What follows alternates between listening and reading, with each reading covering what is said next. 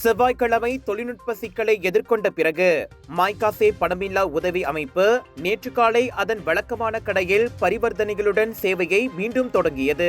தொழில்நுட்ப சிக்கல்கள் காரணமாக பெறுநர்களிடம் இருந்து வாங்குதல்களை செயல்படுத்த முடியாத ஒன்று அல்லது 2 சில்லறை விற்பனை கடைகள் இருப்பதாக மைகாசே அறக்கட்டளையின் பிரதிநிதி ஒருவர் தெரிவித்தார்.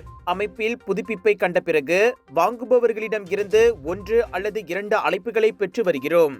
அவர்கள் சில சில்லறை விற்பனை கடைகளுக்கு சென்றிருந்தனர்.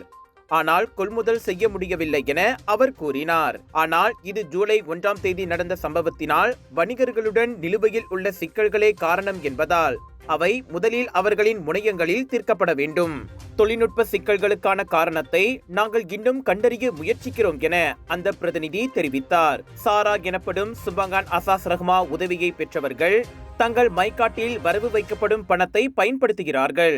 மாதத்தின் ஒவ்வொரு முதல் நாளிலும் பெறுநர்கள் தேர்ந்தெடுக்கப்பட்ட வர்த்தக மையங்களில் சாரா என்று லேபிளிடப்பட்ட அத்தியாவசிய பொருட்களை வாங்கி சாரா கவுண்டரில் பணம் செலுத்த ஒரு நிலையான தொகையை பெறுகிறார்கள். அவர்கள் வரவு வைத்த பணம் டிசம்பர் 31ஆம் தேதி வரை காலாவதியாகாது.